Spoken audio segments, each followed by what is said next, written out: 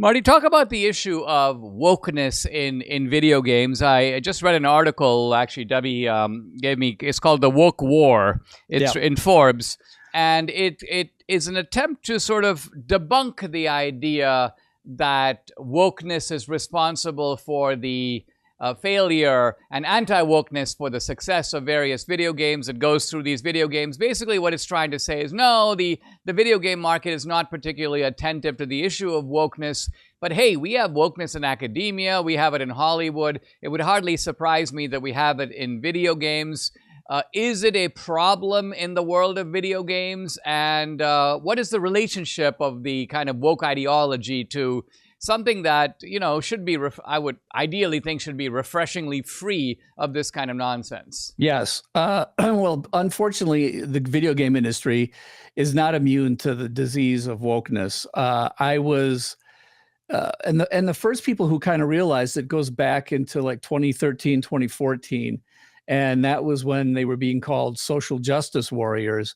And there were some people who out in the fan community and YouTube and Twitterverse, which were pointing out some things. It seemed like, why are the journalists, quote unquote, independent journalists in the game field, why are they supporting these SJWs? And why is this dialogue this way? And why are these characters being made this way? And why suddenly it felt like the games were preaching at you, just like television shows and movies. It was all happening simultaneously.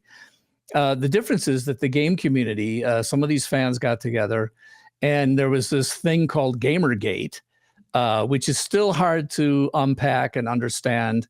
But it was the first kind of, mass movement against SJWs and the influence in the game industry.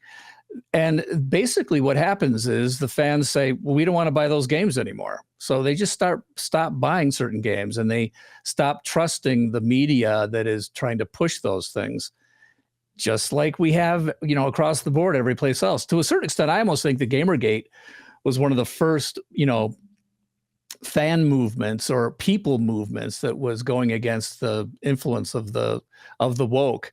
And it has come back again, and there are some very, very huge failures. I haven't read this article. It's in Forbes. I wonder, is that Paul Tassi? Is he the byline? Let me see. It's sure enough, Paul Tassi. That's okay. it. Well, I would have issue with Paul Tassi. I've had my own personal issues with some of his reporting over the years. I would probably, if I read the article, if I was talking to him, I would probably debate him on some of the specifics in that article. Most likely. I don't know. But well, yeah. I mean, his theme is to debunk the idea that wokeness is really a factor. Now, he has to admit that there are a bunch of woke games that have crashed, but he claims that they haven't crashed because they're woke. There's some other reason that they crashed. And similarly, he has to admit that there are anti-woke games that are successful, but again, he denies that they're successful because they're anti-woke. He claims that they've got other things going for them. So this is your classic, I mean, it's so, in the movie world, of course, if you look at Rotten Tomatoes, as you probably know, there are two separate ratings. There's the critics rating, and this is all the professional people. Inevitably, if it's a conservative, a movie with a conservative message, it's going to get a low rating by the critics, but quite often a very high rating from the audience. And there it tells you that the customer is entirely different from the weird guy whose job it is to offer a rating.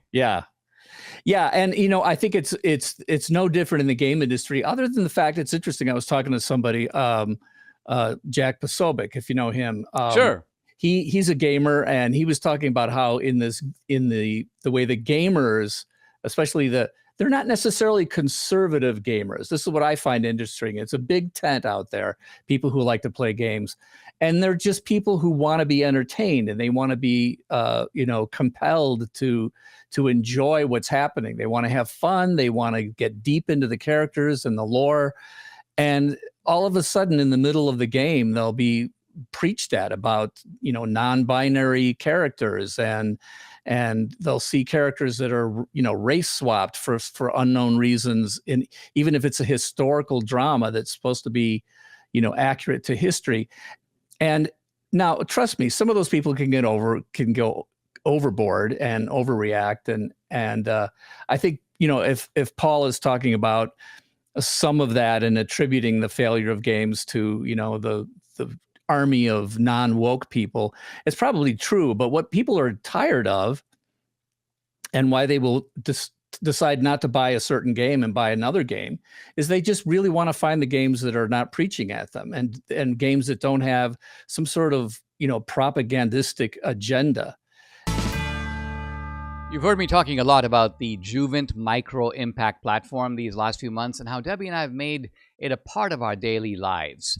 But let me tell you why we're sticking with it. It's more than just a pain solution. It's an investment in your future. Juvent is FDA registered. It's designed to safely support your bones, joints, and overall mobility, all in just 10 to 20 minutes a day from the comfort of your home. If you've been around, you've heard me list all kinds of incredible benefits you'll notice once you start using the Juvent platform, but better balance, improved posture, reduced inflammation. These are a few more that I haven't mentioned yet. All things that are critical as we age. Forget the shake plates. This is a smarter, safer technology. There's a 6-week risk-free trial, financing options, and a $300 discount with code Dinesh at checkout. Go to juvent.com/Dinesh. Give yourself the gift of real lasting health. Juvent will help you keep up with the people and activities that you love the most. Go to juvent.com/Dinesh.